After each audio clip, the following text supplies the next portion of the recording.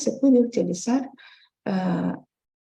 se puede dividir en 3 grupos: las técnicas expresivas, las técnicas supresivas y las técnicas de integración.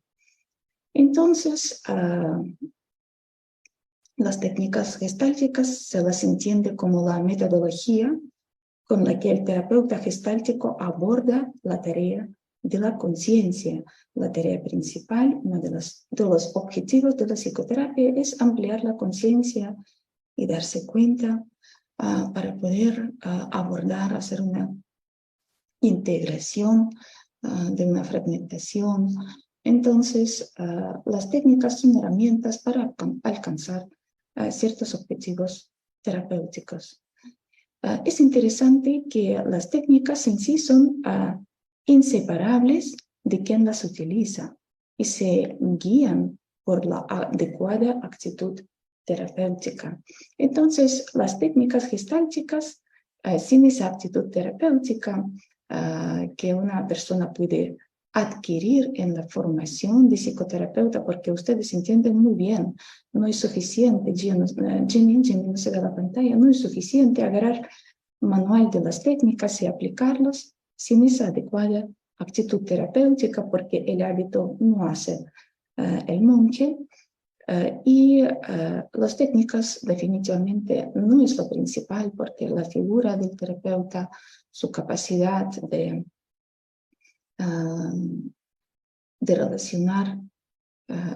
relacionarse, su calidad de contacto, definitivamente eso va a determinar también el éxito de la terapia. Y entonces nuestra caja de herramientas, las técnicas con que alcanzamos nuestros objetivos en la terapia, hacemos esas microcirugías, entonces tiene una gran utilidad solamente cuando hay una formación terapéutica y una adecuada actitud. Entonces, cuando el terapeuta se hace presente en la terapia. Perls trabajaba con cada persona, Fritz Perls, formador, fundador de la psicoterapia gestal, trabajaba con cada persona a partir del punto en que esta persona se encontraba. Y es interesante que un gran terapeuta no depende de la técnica, pero sin técnicas obviamente somos diletantes. Entonces, otros terapeutas a veces utilizan las técnicas pautadas de antemano y olvidan lo esencial. ¿Y qué es lo esencial? Que es desde dónde se encuentra la persona para empezar a trabajar con la persona. Entonces, ¿de dónde se encuentra? ¿En qué punto? Por ejemplo, una persona te cuenta la pesadilla en siguiente sesión terapéutica. Y de repente tú has planeado, ya, ok, voy a trabajar ese conflicto con su mamá, creo que ya llegó la hora, entonces lo vamos a abordar. Y la persona te trae una novedad. O de repente un conflicto con su pareja, y ese conflicto con mamá no está en primer plano, no tiene suficiente energía para esa sesión. Entonces el terapeuta va a buscar dónde está la energía, mayor necesidad del momento e interés de una persona para no tener esas técnicas pautadas ya en la sesión número 5 voy a utilizar ese ejercicio, después voy a tener, entonces todos están 10 sesiones, digamos, planeados. Eso es imposible, porque no sabes qué necesidad la persona va a tener en la siguiente sesión, aparte del diagnóstico, aparte de los objetivos terapéuticos que has marcado después de la entrevista, haciendo el contrato terapéutico. Entonces, la técnica depende mucho del momento concreto que surge en la consulta. Entonces, la terapia gestal no es algo espontáneo, caótico, que no se puede ser previsto. Sí, mantengamos nuestros objetivos terapéuticos en la vista y nos ajustamos, y también la técnica usada con una persona concreta en una situación dada, en un momento de la terapia, va a depender mucho de la situación, del momento, de los objetivos y de la necesidad de la persona y de su capacidad también de darse cuenta, su capacidad, sus recursos. Y entonces, teniendo todo eso en la mente, vamos a utilizar de una manera adecuada las técnicas terapéuticas, porque si usted de repente espera que ahora le vamos a dar un algoritmo, eso se hace así en 1, 2, 3, 5 pasos, y eso se hace así, así, así, así, así, entonces no es exactamente, porque en cada momento estamos conscientes en que estamos, de repente hay que elegir otro camino. Por ejemplo, veo que el paciente como Perls tenía muy presente a partir de qué punto está partiendo con una persona en un momento que se encontraba en la terapia. De repente, en un momento de la terapia, tú ves que una persona,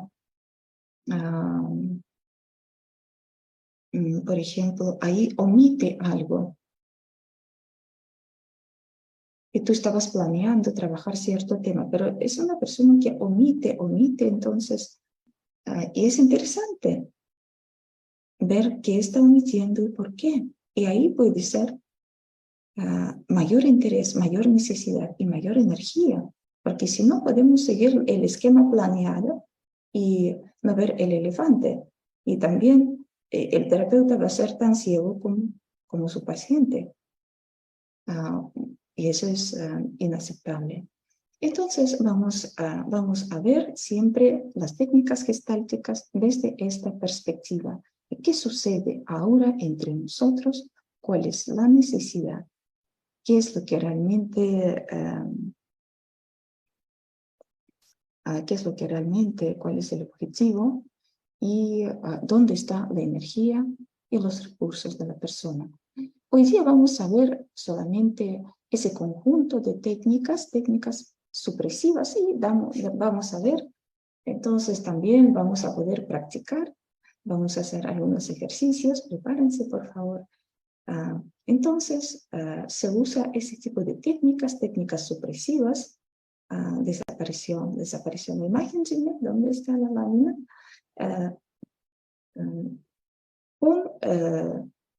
Como se dice el nombre de esas técnicas, con el objetivo de frenar, cortar o suprimir los intentos de evasión de aquí y ahora por parte del paciente. ¿Qué son esos intentos de evasión?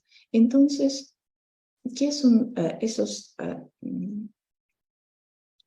técnicas para frenar o frustrar ciertos intentos, ciertos movimientos, ciertas maniobras del paciente en la terapia? ¿Qué estamos haciendo también en psicoterapia? Si podemos reducir todo el trabajo terapéutico en 2 palabras, esas palabras, esos 2 verbos serían tal vez los verbos de apoyar y frustrar. Así son los movimientos, así son objetivos, así son entonces las acciones que toma el terapeuta hacia entonces actitud del paciente.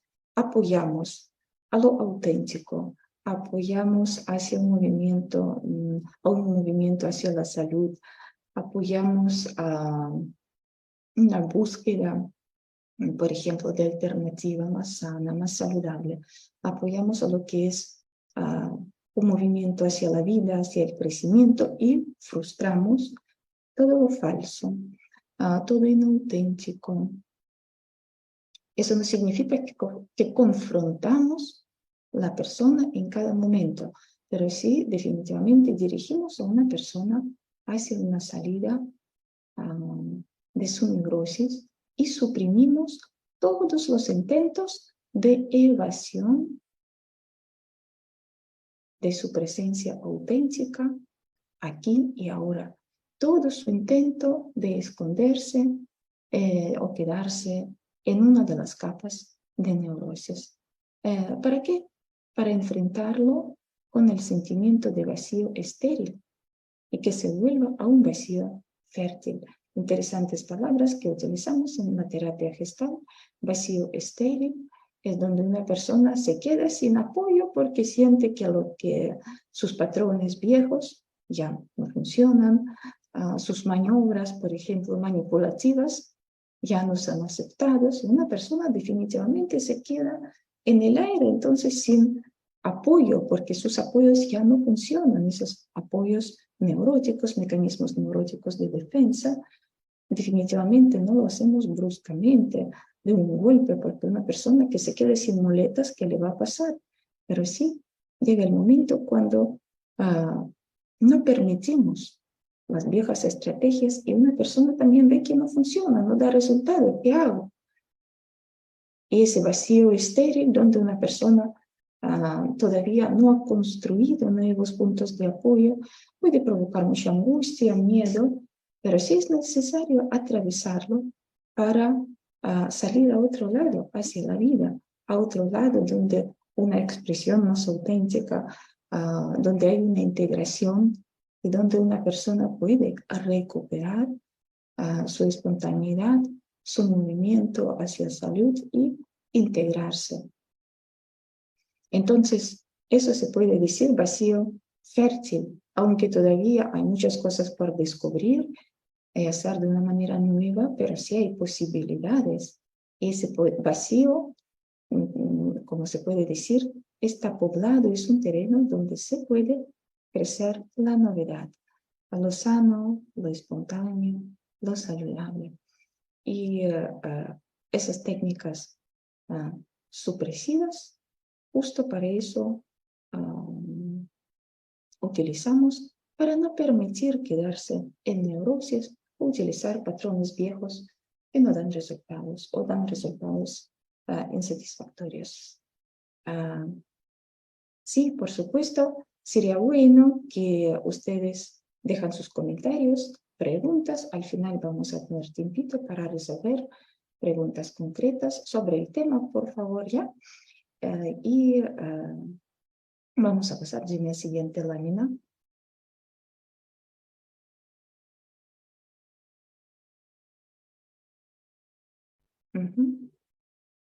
Entonces, para ayudar a una persona a atravesar su neurosis, entonces, definitivamente, en dos palabras, en unas palabras, explico cuáles son esas capas de neurosis y para qué utilizamos técnicas gestálticas que frustran los intentos de una persona quedarse en esas capas conocidas, pero que le traen mucho sufrimiento. Entonces, la primera capa, la más superficial, ahí es la capa de cliché, donde está esa expresión auténtica que implica las conductas que adoptamos para cada personaje o rol social.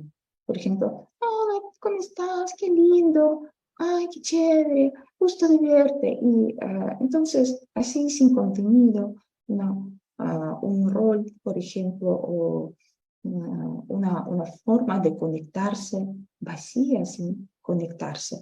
Pueden ser otros, por ejemplo, roles o cliché, la moda, lo que dirán. Entonces, si una persona vive en esa primera capa y nunca llega a su autenticidad. Bueno, todos utilizamos las máscaras sociales de vez en cuando, pero si eso se convierte en un personaje, eso se convierte en una forma habitual, una persona no puede conectarse auténticamente con su entorno, entonces no puede alcanzar a hacer un movimiento específico y para alcanzar sus objetivos por cierto rol, por cierto personaje, por los clichés, se queda, por supuesto, con una experiencia en la vida insatisfactoria y no se da cuenta que o de repente tiene una sensación vaga, que tiene una vida postiza. Entonces, la capa que sigue Entonces, cuando esos clichés, esas máscaras sociales de verdad se convierten en los roles psíquicos, en los roles en la vida, la pobrecita, el agresor, digamos, el macho man, lo que sea. Entonces, el dueño de la verdad.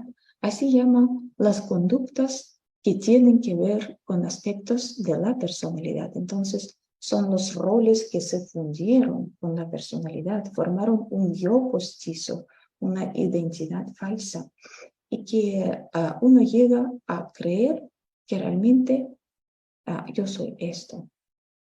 Bien, entonces una persona no puede quedarse en esa falsedad, y las técnicas gestálticas supresivas surgen, entonces ahí necesitan para romper esa jaula y para dar a una persona la libertad e encontrar su autenticidad, y para que una podría terminar de una manera satisfactoria el círculo entonces de contacto. Bien, vamos a pasar a la siguiente lámina. Cuando nosotros en las clases de formación definitivamente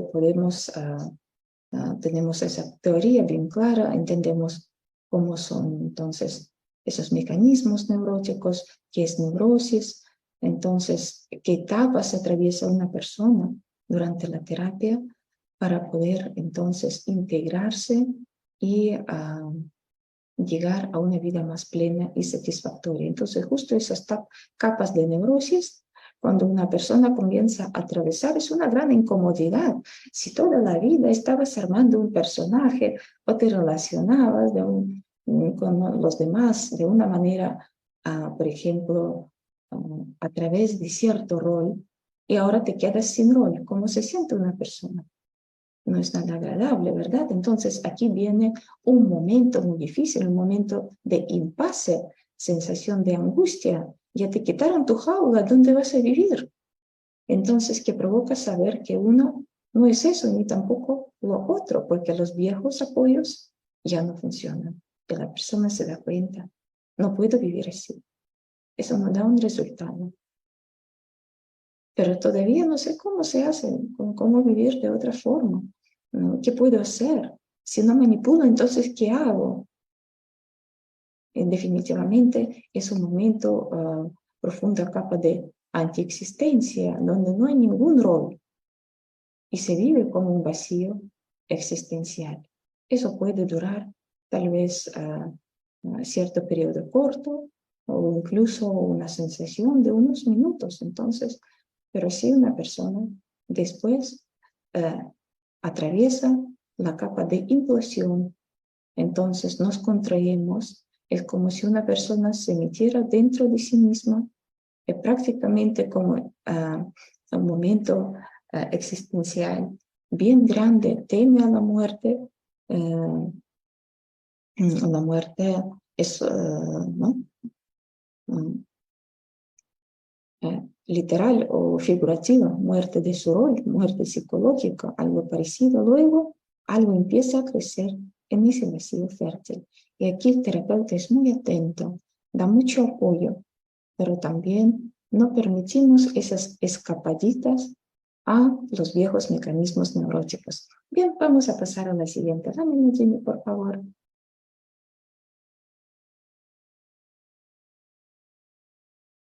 Aquí son esos roles, aquí son esas capas neuróticas, falta una más. Entonces, falta última. Ajá. Y al final una persona ya puede tener su explosión hacia la vida. Bien, no vamos a quedarnos mucho en el neurosis, pero sí nosotros entendemos que utilizando ciertas técnicas, nosotros podemos atravesar con el paciente todos esos estratos, todas esas capas que se forman durante la vida una persona y encontrar su yo auténtico. Bien, vamos a siguiente lámina. Entonces, ahí vamos a ver de una manera más concreta cómo nosotros frustramos esos movimientos neuróticos, cómo nosotros no permitimos que una persona caiga en lo mismo, hace lo mismo de siempre.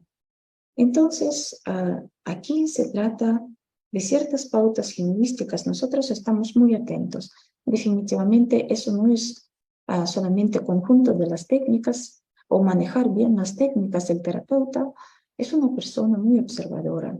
Entonces, durante la formación aprendemos ahí ver las cosas realmente que son, entender cómo una persona utiliza sus defensas neuróticas, sus mecanismos neuróticos.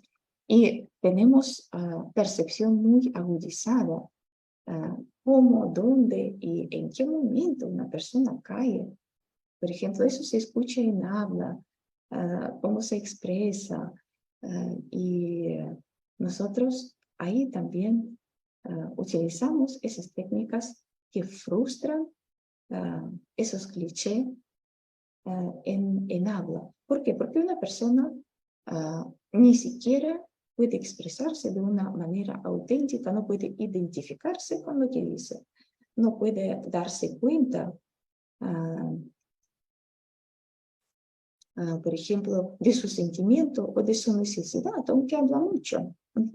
Entonces, para que la persona identifique esos clichés, para que sea más responsable de lo que siente, de lo que hace, de lo que quiere realmente, o con lo que se cierra, aquí se puede sacar a la luz una expresión más verdadera, que puede utilizar las técnicas supresivas.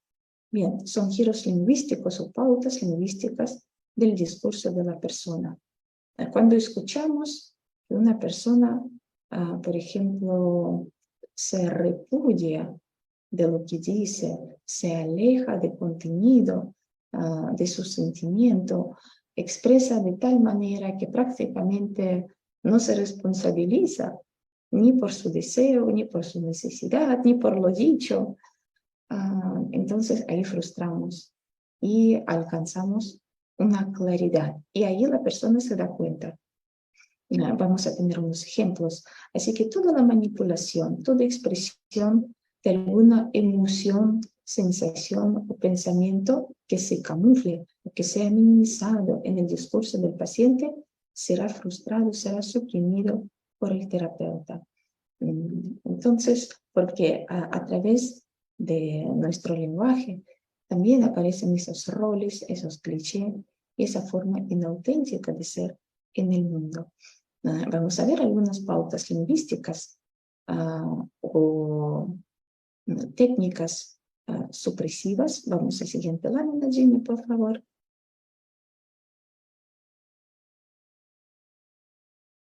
Donde nosotros intervenimos para frustrar, cortar y utilizamos ciertas, entonces ahí movimientos, esa microcirugía para cortar lo falso.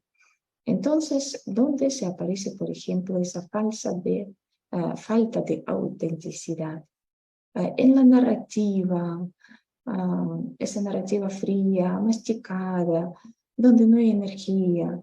Una persona habla y habla y habla, puede teoretizar, racionalizar demasiado, tiene una teoría para todo, me pasó eso porque antes en mi pasado me trataron así, por eso yo ahora soy así, verborrea, una habla donde una persona no se conecta consigo mismo, pero sí a través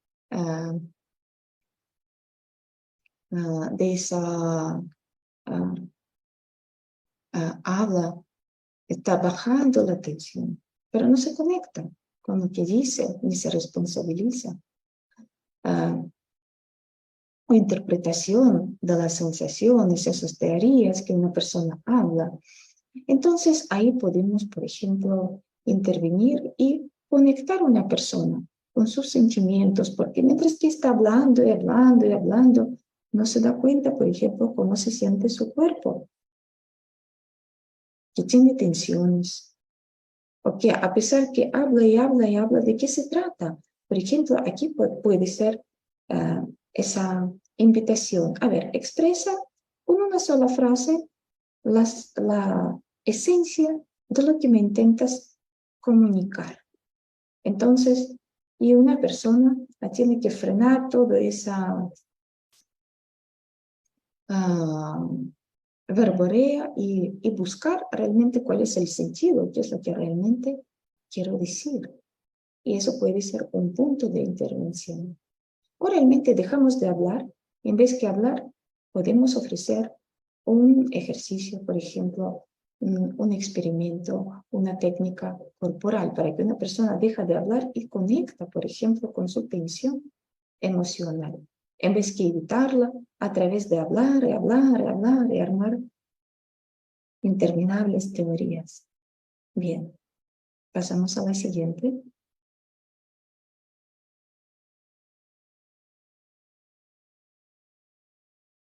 Los deberías y valorizaciones nos indican que aquí presentan ciertos mecanismos neuróticos. Entonces, cuando yo escucho en la consulta que una persona tiene su mundo en blanco y negro, ¿cómo lo escucho? Porque abusa de palabra, tengo que, tiene que, o debería, yo no debería, tú deberías, no deberías, el mundo debería, no debería. Así, esas personas polarizadas, introyectadas, viven en blanco y negro y prácticamente no se conectan con lo que quieren de verdad. O cuando se conectan con su deseo auténtico, le da miedo. Es como que es algo malo querer algo. O hay poca conciencia y hay poca elección que una persona puede hacer por su forma de ser, por sus antecedentes. Entonces, aquí frustramos esos deberías. ¿Quieren probar? Vamos a jugar un poco con deberías. Todos tenemos nuestros deberías, ¿verdad? La palabra debo es una palabra excelente. Es una palabra que tiene mucho sentido, siempre cuando está en su debido lugar. Cuando hablamos de una obligación, cuando hablamos de un deber, y no cuando la palabra debo se aplica prácticamente a todos los movimientos de la vida. Y todo se expresa en debería, no debería, está bien, está mal, es correcto, incorrecto. Y no hay ningún matiz. Una persona se siente atrapada, aunque no se da cuenta. Cuando intenta hacer algo lo que quiere, se siente sumamente mal, porque le enseñaron a vivir de una manera parametrada. A ver, ahí me gustaría ahora que tomas un lápiz o de repente, si no puedes escribir, puedes hacerlo, de repente pronunciar, hacer una pequeña lista de tus deberías. Por ejemplo, ¿qué es lo que tú deberías ser? Yo debería ser más organizado, yo debería trabajar más, yo debería tener más paciencia. A ver, haz una lista pequeña de deberías, ¿ok? Toma un minutito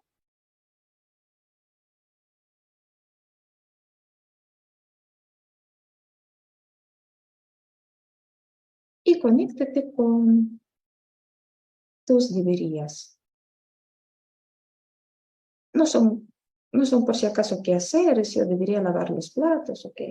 Son cositas ahí, ¿no? Quehaceres cotidianos, pero todo lo que tú esperas de ti, lo que tú pretendes ser, yo debería ser mejor mamá o mejor hijo. Yo debería terminar mi tesis, tal vez. Yo debería ser más valiente. ¿Ya lo tienes?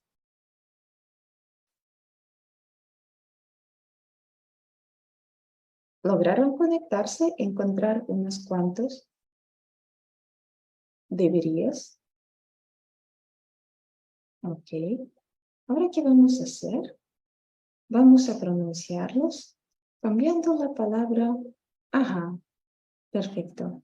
Cambiando la palabra yo debo por yo quiero, prefiero, me gustaría. Entonces, reemplaza la palabra debo con esas palabras yo quisiera, a mí me gustaría o yo quiero.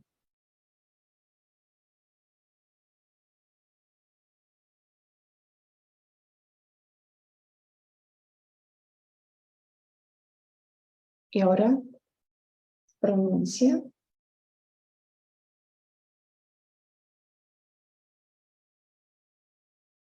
esas expresiones reemplazando yo debo con yo quiero, yo prefiero, a mí me gustaría.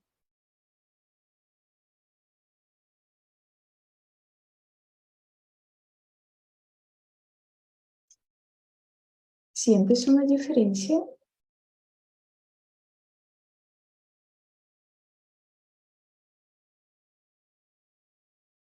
A ver, saborea esas afirmaciones.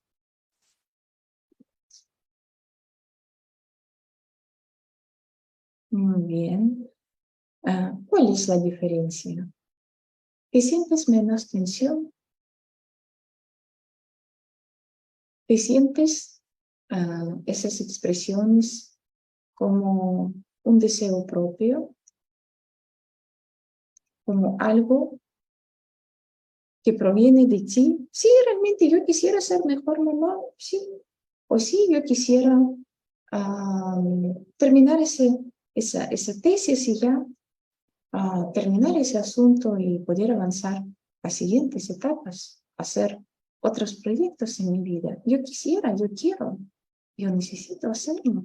Es mío, propio, nadie me obliga. No hay dedo que indica mis narices. ¿Sientes así? Entonces, ¿sientes más libertad?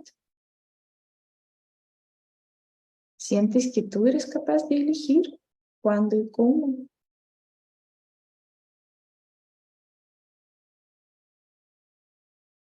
O de repente puede suceder algo. Tú dices, bueno, yo debería trabajar más.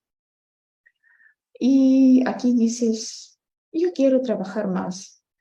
Y algo sucede. Sientes que no te cae bien esa expresión. No quieres trabajar más. Ya trabajas hasta no poder más, ¿no? Y no quieres trabajar más. Entonces no es tuyo, es falso. ¿De dónde sale ese debo trabajar más? ¿A quién le pertenece? ¿Quién te enseñó que tienes que trabajar y trabajar y trabajar sin parar, que no puedes ni sentarse, ni tomar un descanso? Y cuando no haces nada, tienes que sentirte mal, culpable. ¿De dónde proviene eso? ¿Dónde lo aprendiste? ¿Dónde has escuchado? ¿Quién te ha dado un ejemplo? ¿Quién te enseñó a vivir así? Entonces ahí puedes ver que algo no es sintónico, algo no es auténtico, algo no es tuyo. Y sigues trabajando, trabajando, simplemente porque te impulsaron, porque te lo dijeron, porque te enseñaron. Y eso no es tuyo, no quieres, ¿ok? Entonces ahí puedes ver qué es lo que realmente yo puedo hacer con eso, que quiero elegir, sin sentirse mal, hacer nueva, replantar los asuntos. Y cuando una persona deja los deberías, los tenga que, él tenía que ser así, tú no deberías ser tan egoísta. ¿Dónde está escrito? ¿De dónde lo sacas? Tal vez tú quisieras que ella sea así, pero es tu deseo, no es la obligación de otra persona ser como tú quieres. Entonces, cuando utilizamos esas pautas lingüísticas, una persona puede hacer una serie de descubrimientos, encontrar su libertad o encontrar los límites donde mi deseo termina y comienza la libertad de otra persona y su forma de existir. Sí, yo quisiera que seas más responsable. Es mi deseo.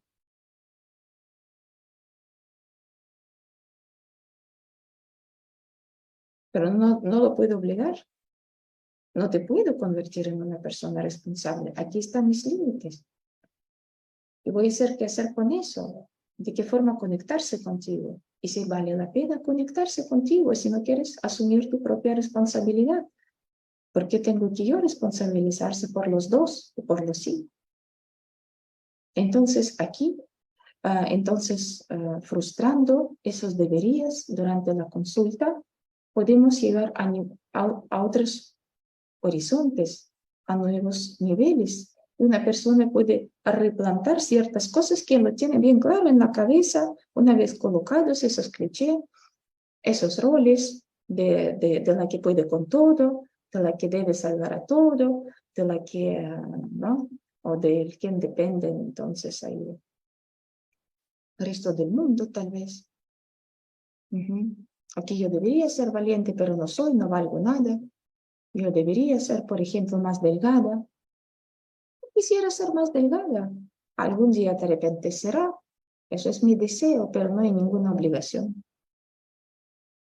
Y me siento más libre y voy a ver caminos. En vez que sentarme, sufrir y sentir que no cumplo, de repente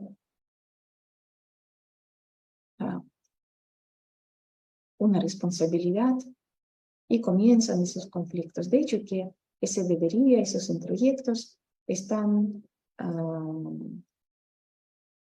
base de muchos conflictos internos. Y como terapeutas usamos las técnicas lingüísticas, esas pautas lingüísticas, para frustrarlos. Vamos a pasar al siguiente lámina, Jimmy, por favor. También, un clic más y aparece. Un clic más. Bien, ya vamos a regresar. Vamos a regresar. ¿Qué más podemos frustrar? Cuando una persona, una persona no asimila, no admite la propiedad de lo que dice, atribuye a los demás control sobre sus estados emocionales. Él me provocó, él te provocó o tú te dejas provocar. Él te pone mal, ella te pone mal, ellos te ponen mal o tú permites. Bueno, yo me pongo mal. Sí, exactamente, tú te pones mal. El mundo puede ser así o así, la actitud del otro puede ser como sea. Pero ¿acaso otro tiene control remoto de tus emociones? Él es tan egoísta. Entonces es una etiqueta que una persona atribuye a la conducta de otra. Pero fíjate, cuando cambiamos la forma de expresar, porque nosotros sentimos, mientras que una persona dice, él es tan egoísta, entonces, bueno, todo depende de él es malo, por eso yo sufro, yo no tengo ninguna responsabilidad y ningún control, entonces solamente me queda quejarse o amargarse o, no sé, de repente, ¿no? O sufrir. Un momento. ¿Eres tan egoísta o tú lo percibes como egoísta? Bueno, yo lo percibo como egoísta. Tú lo percibes como egoísta. ¿Y por qué lo percibes como egoísta? Es que no hace eso, no hace aquello, no me da eso. Y eso de ver en la vida, hacer eso, aquello, o darte lo que tú necesitas o lo que pides. No, pero sí me gustaría. Ya te gustaría. Entonces, tal vez tú lo percibes, yo lo veo como egoísta. Es mi percepción. Yo lo veo como algo agradable. Eso es mi percepción. Lo que es agradable para mí puede ser molesto o desagradable para otra persona y viceversa. Entonces, una persona puede aquí responsabilizarse y apropiarse de lo que dice. Entonces, no hay esas expectativas falsas. No hay esa posición infantil. Si algo me gusta, es bueno. Si algo no me gusta, es malo. Si algo no me conviene, eso es injusto. Si algo me conviene, sí es justo. Si lo que me das es suficiente, entonces qué buena persona eres. Si no me das lo que yo quiero, lo que yo exijo, qué malo eres, qué tacaño. Si no me agradas, eres desagradable. No, señor. Si no te agrada, no te agrada a ti. Lo que es tóxico para uno, para otro puede ser nutritivo. Así es.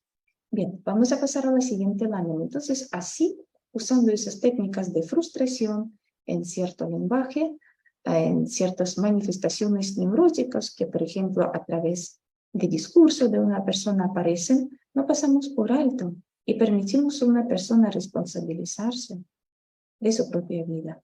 O las preguntas. Las preguntas también cuando no son preguntas auténticas, cuando una persona no busca información, cuando está jugando sus juegos neuróticos, y también los juega en consultorio, obviamente, porque todo lo que hace una persona ahí en su vida, digamos, fuera de la consulta, te lo va a traer en la consulta. No va a armar otra persona, no va a hacer otras maniobras. También va a hacer eso. Entonces, el neurótico puede tener 100 preguntas, 1000 quejas y ninguna acción. ¿Y qué voy a hacer con eso? ¿Y por qué me pasa eso? Y ¿no? Pero, ok, la pregunta de repente única, ¿qué vamos a hacer con eso? Ahora, aquí y ahora. No es por qué él está así. ¿Por qué me recomiendas? Si yo te recomiendo algo, me responsabilizo de tu vida. Eso no es mi función.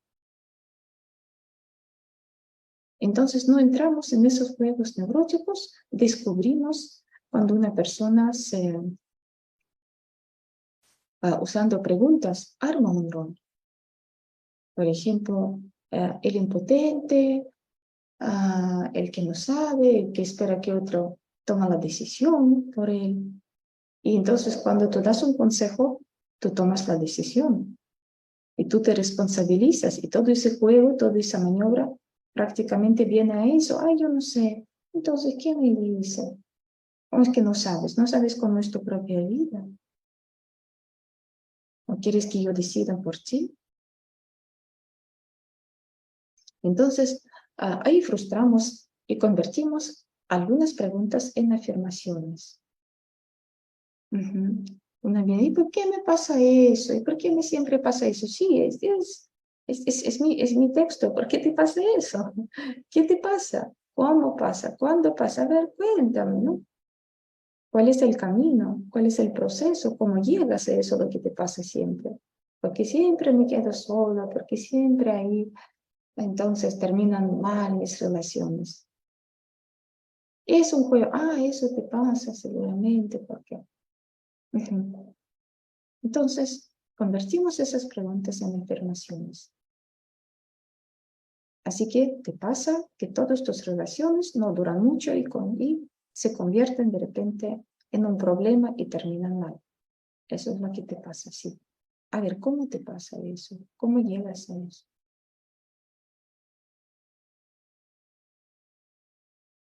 Porque si vamos a contestar esas preguntas, una persona nunca va a responsabilizarse. Te va a jugar con otra pregunta después. ¿Y por qué? Recuerda el niño cómo juega contigo. ¿Y por qué tengo que poner la chomba? ¿Por qué te resfrías? ¿Y por qué no eres frío? No, es que hay mucho frío en la calle. No, le das una chompa y punto. ¿Ok? ¿Verdad? No estás jugando. Ok. Vamos a siguiente lámina, Jimmy, por favor. Encuentran en la vida las personas que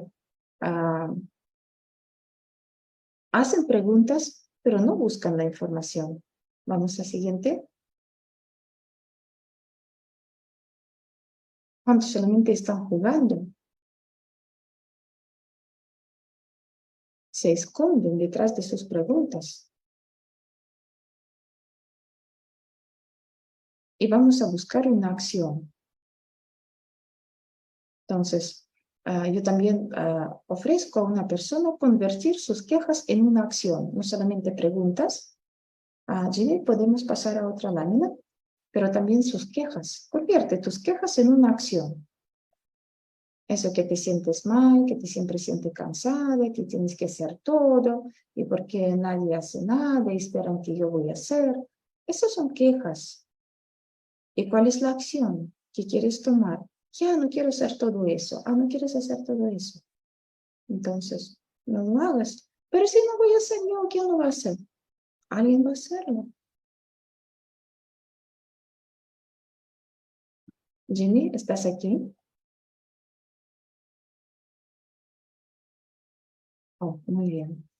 Manipulaciones. Eso es lo que nosotros también cortamos en la consulta a través de las técnicas supresivas. Fritz Perls decía que cuando una persona entra al consultorio, entra con muchos personajes vivos y muertos en sus hombros. Era una metáfora, pero sí, una persona realmente viene con muchas proyecciones, con muchas formas inauténticas de ser. Y también con sus maniobras manipulativas, no porque es malo, no porque es malvado, porque es una forma de ser en el mundo. En la formación descubrimos esos roles ¿no? Y en la formación descubrimos esos estratos de neurosis, estudiamos entonces esos mecanismos de defensa y sí somos nosotros muy adiestrados para descubrir pronto que es un juego, una manipulación y no podemos seguir y completar el neurosis. No podemos ser cómplices de esa manipulación participando en eso. Entonces, ahí lo vamos a frustrar. Entonces, en el proceso terapéutico se trata de ir sacando uno por uno esos personajes, esos roles, esas proyecciones, hasta llegar a tener contacto pleno consigo mismo y con el mundo. Y ahí entonces deja de sentir la necesidad de manipular su vida, su historia, la vida ajena, como el medio de mantener su neurosis. Entonces, ustedes ven que definitivamente para aprender a descubrir cuando la expresión, la manifestación de una persona es inauténtica, definitivamente hay que pasar un proceso de formación y durante la formación de psicoterapeutas gestal, nosotros tocamos esos temas, nosotros podemos participar en muchos ejercicios donde descubrimos cómo se utilizan esas técnicas, en qué momentos, porque definitivamente no es suficiente ver un video en YouTube, por ejemplo, agarrar un manual, leer un ejercicio, una técnica, hay que tener esa visión aguda, hay que ver cómo y cuándo, en qué momento de la consulta hacer esa microcirugía, porque nosotros no frustramos las personas, nosotros respetamos las personas, frustramos la manipulación, frustramos un movimiento, una maniobra inauténtica. Siguiente, Gina, por favor. Ok, bien. Siendo terapeutas gestalt, damos la preferencia y buscamos, abrimos las puertas, condicionamos el ambiente para esa posibilidad de relacionarse de una manera directa, yo, tú, como esas dos palabras que Martin Buber ha indicado, y la relación auténtica es imprevisible, no puede ser programada. Y cuando una persona está jugando, está utilizando un rol, pretende un resultado establecido. Ella quiere saltar, por ejemplo, omitir la voluntad de otra persona y llegar al grano. Yo quiero que me hagas eso, lo que tú no quieres hacer. Entonces voy a utilizar una serie de maniobras, voy a ponerme de repente seductora, voy a ponerme, por ejemplo, voy a intimidarte para que me das lo que yo quiero. Entonces no hay ninguna relación yo-tú cuando hay personajes y roles inauténticos. Ello se puede programar cuando yo trato a ti como si fueras un objeto que me vas a dar lo que yo necesito. Voy a usar tus recursos y eso se puede programar, por ejemplo, en una manipulación, en una maniobra. Entonces, y cuando una persona no es capaz de entrar en la relación yo-tú, es poca persona. Entonces, es poco de lo sano de la vida, de la vida sana, auténtica, tiene. No tiene esa capacidad de mantener un contacto fluido y espontáneo. Ve a otras personas como objetos, manipula como objetos. Toda la familia quiere controlar, intimidando o quejándose, o de repente ahí a través de una enfermedad o síntoma, como sea. Entonces, y eso va a ser frustrado. Por supuesto, con psicosomática también utilizamos las técnicas que frustran, pero sí, entonces es un asunto muy delicado y en la formación vemos todo, y lo físico y lo psíquico, y como una persona somatiza en su manipulación, sus problemas, se manipula su propia vida, manipula a los demás, no porque es malvado, no necesariamente, porque no tiene otra forma de ser, nunca ha ensayado, nunca ha visto, nunca ha probado. Entonces la manipulación es una petición indirecta, es la vida sin por favor y gracias.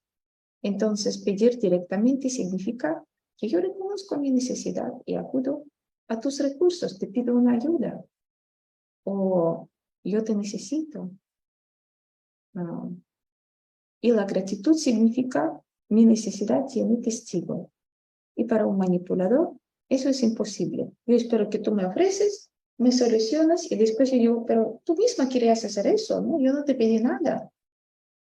Entonces, y eso sería frustrado. Vamos a la siguiente lámina, Jimmy.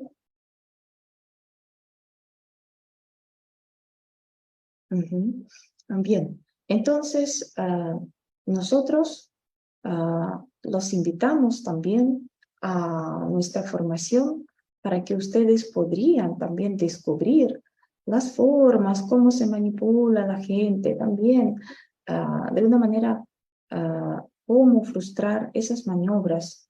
Y créeme que el diálogo, el encuentro auténtico, también terapéutico, es imposible con un manipulador. Entonces tenemos que frustrar eso para encontrar una persona auténtica.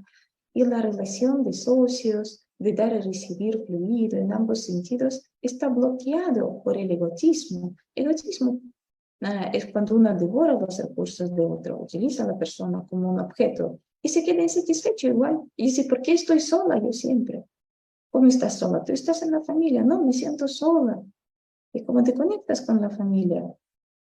Que te sientes solo. No me ayudan, ¿cómo que no te ayudan? Él te paga estudios, ella te cocina, ahí tu papá te protege, ahí te, ¿no? ¿Cómo es que? Es que una persona no nota siquiera, ni lo ve, no hay ni por favor ni gracias. Repertorio de respuestas limitado cuando uno es manipulador.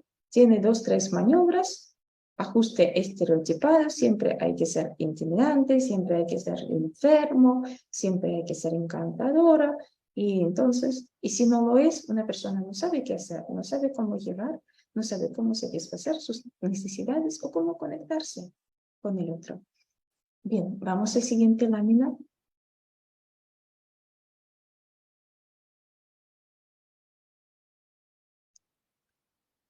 En la formación, nosotros también aprendemos cómo frustrar los intentos de jugar con nuestros sentimientos, porque la manipulación también es un intento, es un juego frío, una actitud calculadora, fría y calculadora, es un juego con sentimientos ajenos para obligar a una persona a hacer lo que no quiere hacer o dar lo que no quiere dar.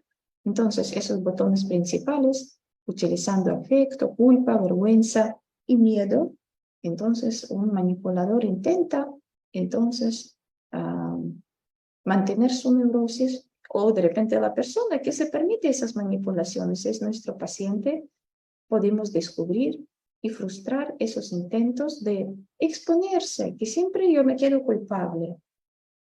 No, en la psicoterapia no hay víctimas. ¿Cuál es tu responsabilidad? en esas manipulaciones, ¿cómo permites que te manipulan? No hay pobrecitos en psicoterapia.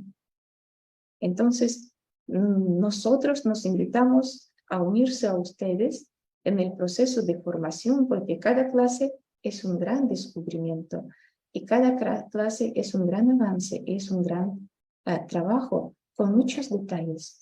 Vamos a la siguiente lámina, Jenny.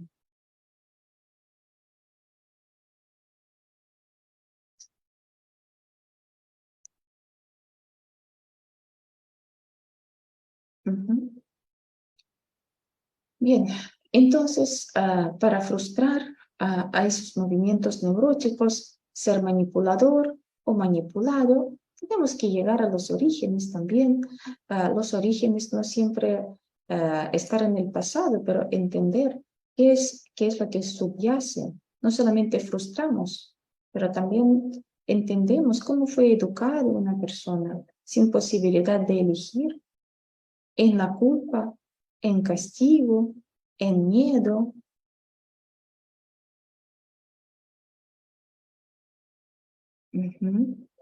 A trabajar los introyectos. Así somos morales. Ay, yo digo, ¿y cómo son los morales? ¿Cómo son ustedes? Ay, somos mujeriegos. ¿Quién te dijo eso? Me afirma un chico que tiene, por ejemplo, 19 años, que recién entra en la vida, pero él ya entra con apellido y con todo lo que le enseñaron sobre ese apellido. Los hombres que llevan ese apellido son mujeriegos. Y tú quieres ser eso, y tienes una obligación. Y no hay alternativas. Si tú llevas ese apellido, tener otra vida. Entonces, bueno, por ejemplo, introyectos, los mensajes que una persona, la voluntad ajena que cumple, los mensajes que una persona ha recibido sin masticar y se basa su vida en eso. Las prohibiciones, los tabú, por ejemplo, tabú de tener placer en la vida, tabú de tener dinero, tabú, por ejemplo, de tener hijos. Ahora tengo una paciente con una prohibición a través de los introyectos de tener hijos y un sufrimiento, una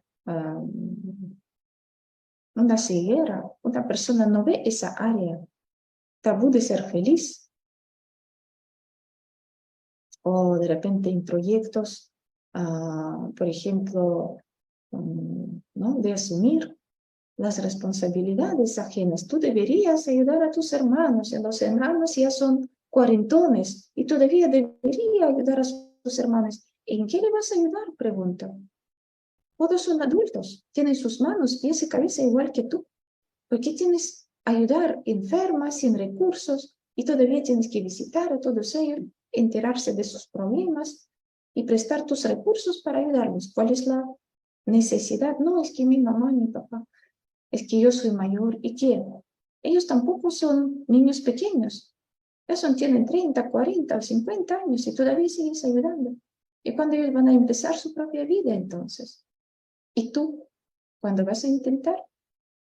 No, es que mi mamá me enseñó. Entonces una persona sigue toda la vida una trayectoria porque hay un trayecto y tiene que ser frustrado, definitivamente tiene que ser suprimido. Toma de conciencia es nuestro objetivo mayor y responsabilizarse de su bienestar, de sus expectativas y de sus emociones cuando frustramos esas expectativas falsas, cuando frustramos ese intento de colocar mi felicidad, mi bienestar en las manos de otra persona, mientras que él no se arregla, mientras que él no cambia, yo no puedo ser feliz. ¿O sí? Bueno, si tú decides, por supuesto. Pero hay otras posibilidades de tus expectativas. Entonces, ¿quién es el dueño de tus expectativas?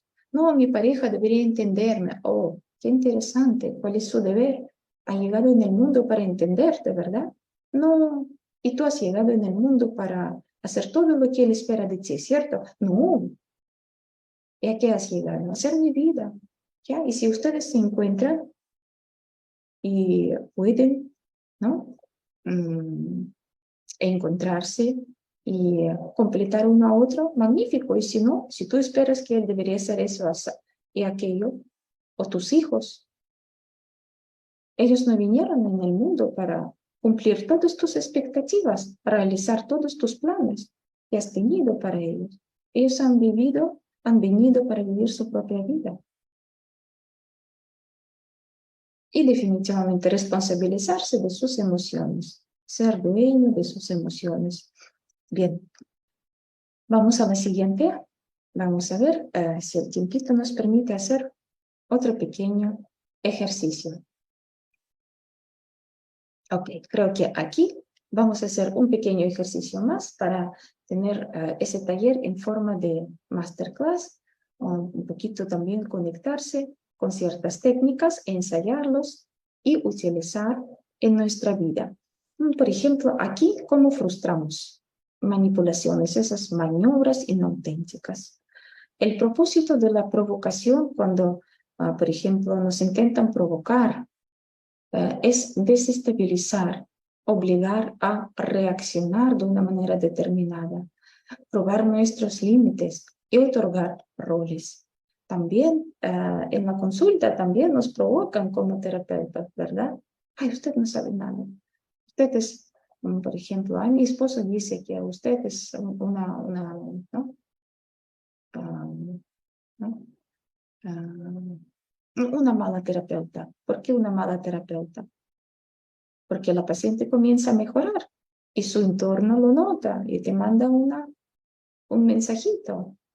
Ok, ya está bien. Entonces, o de repente en la manipulación, trabajando con un paciente que cae en la misma provocación, después, por ejemplo, la familia o un familiar la saca de quicios, se reacciona mal, después se siente mal. Entonces, y descubrimos cómo entonces puedes evitar esa provocación, no caer en provocación. Por ejemplo, justo hoy día tenía una paciente donde hay provocaciones claras de parte de un familiar que se arma de pobrecita, pero está provocando de repente a ciertas reacciones, esperando un conflicto para indicar después con el dedo, allá mira, tú eres la mala.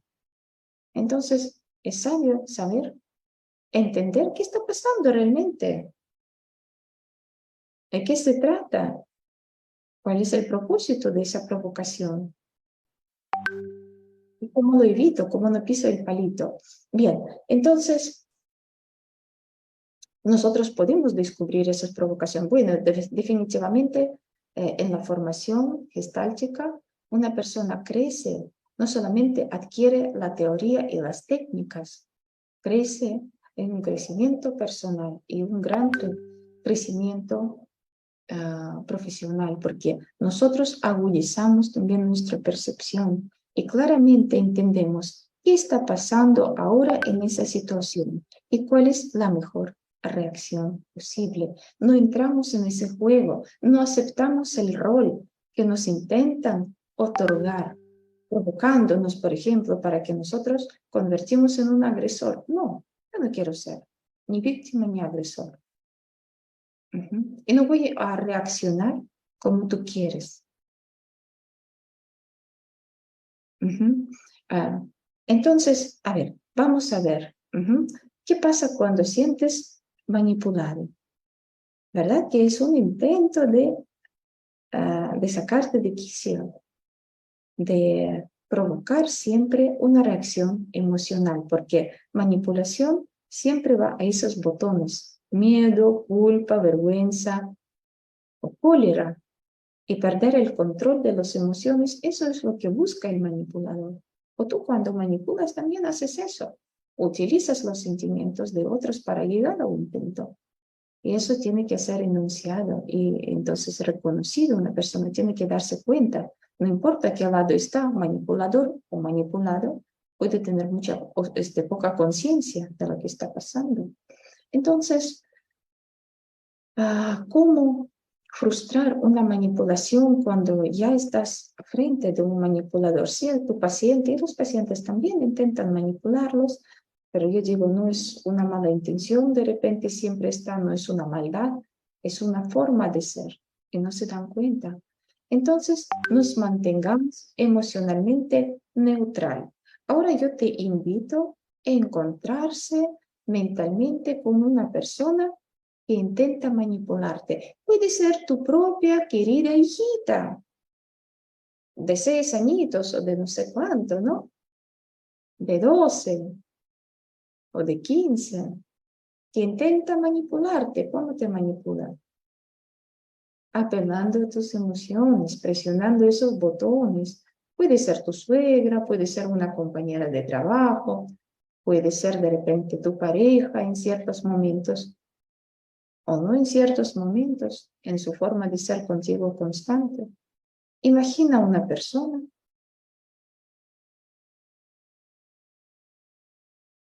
que hace ciertas maniobras para manipularte. Imagina, visualiza ahora, conéctate con esa persona.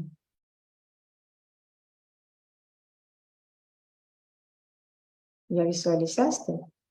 Incluso si te desagrada ver esa persona o sientes miedo, aguanta. Imagina, fíjate cómo te sientes en su presencia. O cuando hace cierta maniobra contigo.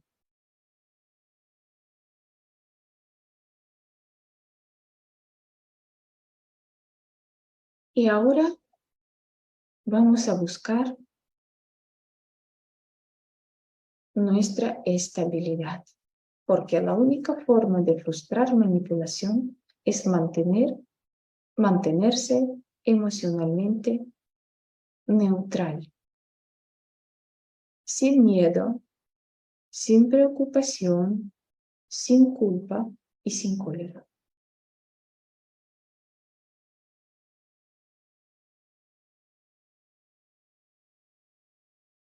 Imagina que entre tú y la persona que intenta manipular hay un vidrio grueso, antibalas, ¿ok? Tú la observas como que detrás de ese vidrio grueso puedes verla, puedes escucharla incluso, puedes ver todas sus maniobras, pero esa persona no puede penetrar. Así es esa barrera de mantenerse emocionalmente neutral. Y tú puedes ver sus maniobras o puedes ver sus intenciones, pero no reaccionas ni con culpa, ni con miedo, ni con cólera, ni con una preocupación.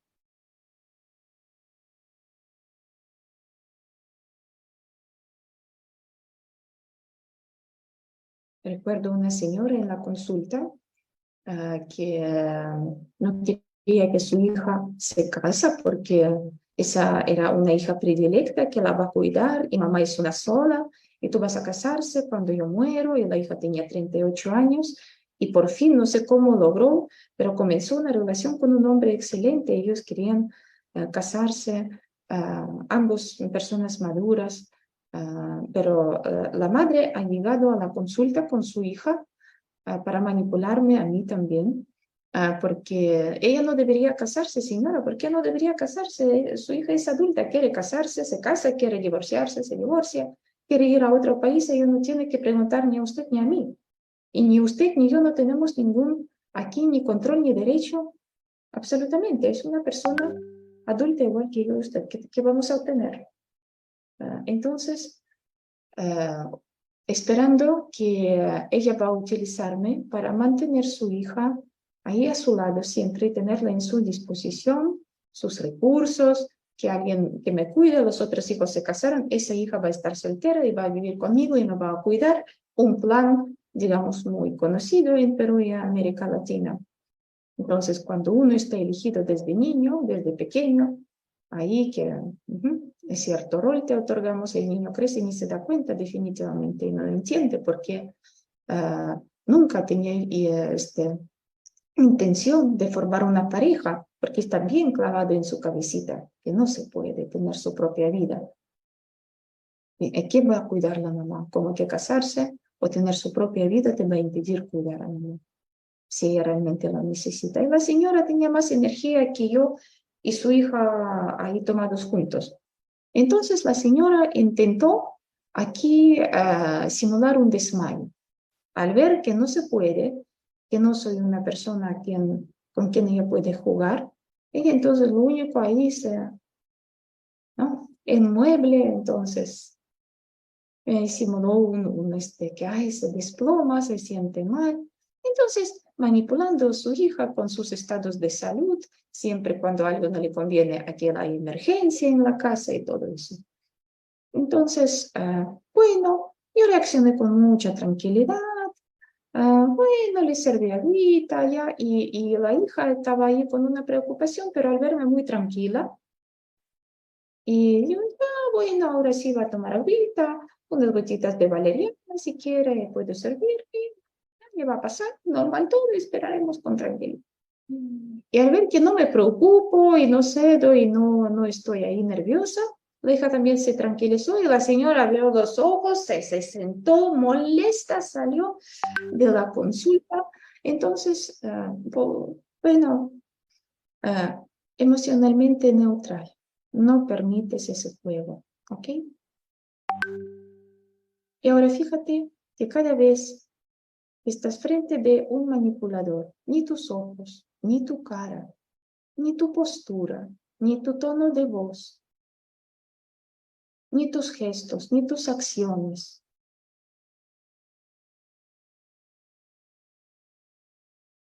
no reflejan ni miedo, ni preocupación, ni cólera.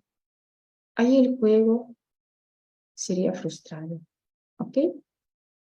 Bien, creo que aquí vamos a terminar, porque sí, definitivamente cómo frustrar manipulaciones es un tema muy amplio, hay muchas estrategias, pero si ustedes por lo menos tienen unas cuantas, pueden cambiar sus deberías y reemplazarlo por yo quiero, lo que ustedes plantean sobre su propia vida, el mundo que le rodea. Si ustedes pueden mantenerse emocionalmente neutral, no permitiendo, no exponiendo su alma, no permitiendo que otro juegue con sus emociones, entonces ustedes definitivamente con eso van a lograr frustrar una manipulación. También no defenderse, no justificarse, te acusan, te justificas, te acusan, te justifican. Estás jugando prácticamente en tira y afloja. Cuando te dejas de justificarse, no habrá ninguna gracia de acusar. No vas a completar el juego de acusación, ¿no? De acusación ajena. Y si quieren, para el final podemos también trabajar con esa técnica de frases vacías. ¿Quieren hacerla? Vamos a también hacer esa técnica, frases vacías. Ya. Algunos me dicen que sí. Ok, vamos a probarlo. Entonces, les presto algunas frases. Genial, ok, ya. Algunas frases determinadas que les van a ayudar así como que parar y frenar esos intentos de ponerlos mal, de obligarlos a sentirse culpable, de hacer lo que otro quiere y tú no quieres. ¿Me entienden? De entrar en esos juegos verbales y por qué no quieres hacer, y todo eso. Entonces, esas frases vacías que van a frustrar intentos de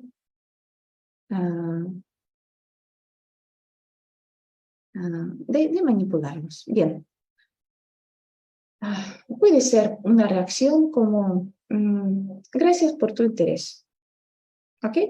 Una frase que no significa nada. Es una respuesta sin contenido. Es una respuesta como que tú dices, ok, yo te escuché. Ya. No, nada más te voy a decir. No quiero reaccionar. Eso es tu opinión.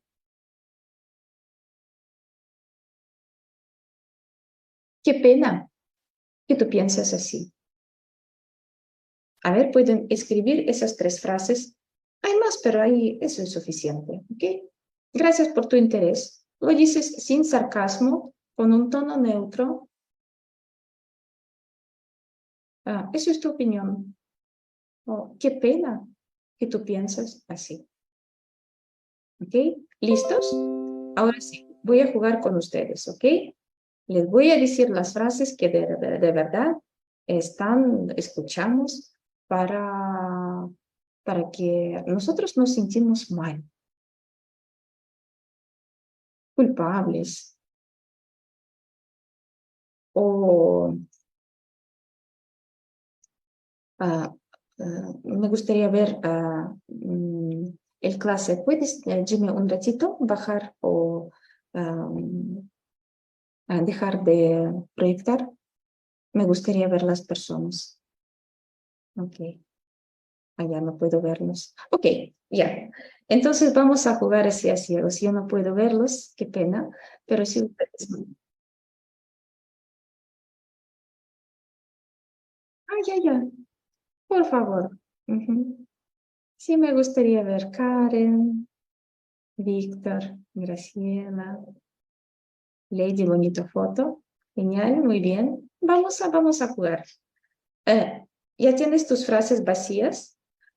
Si no de repente no te ocurre nada, puedes simplemente decir, eso también es una frase vacía. Significa, ya, ok, yo te escuché. Ahí se queda. Ujú. Bien. Voy a decir algunos comentarios que tienen esa intencionalidad de provocar, de poner mal o de controlarte. ¿Ok? Ah, oh, no te he visto 100 años. Ah, has engordado, ¿no? Oh, has subido de peso. Reacciona con una frase vacía.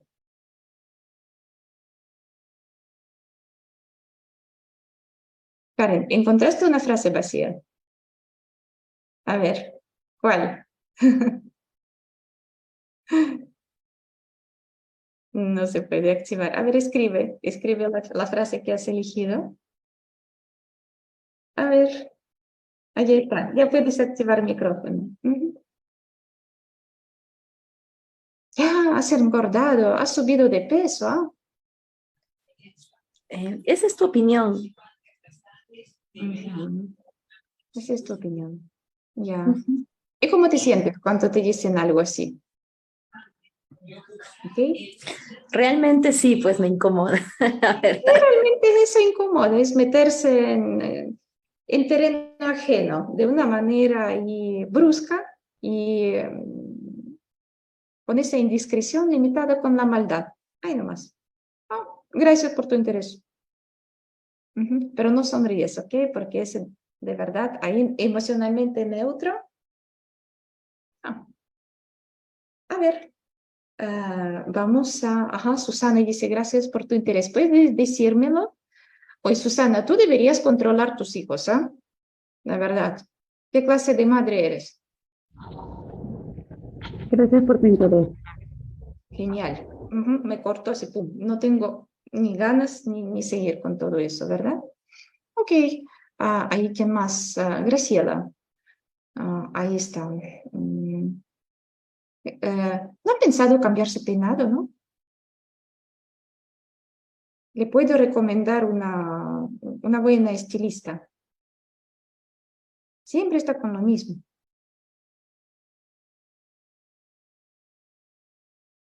A ver, ¿cuál es la frase vacía que quiero usar para cortarme? Eso es tu opinión. Ujú. Muy bien. Y nos sentimos mal, nos sentimos preocupados y no vamos a reaccionar mal como de repente se espera y punto. Ahí se acabó. A ver, ¿quién tiene hijitos? Mamá, yo quiero ir con mis amigas a una pijamada, ¿me dejas? No seas malita. Todas mamás dejan, solamente tú nunca me dejas a una pijamada. No seas malita. No seas así. Tienes que ser como mamá de María. de fulanita. ¿Y quién me quiere contestar?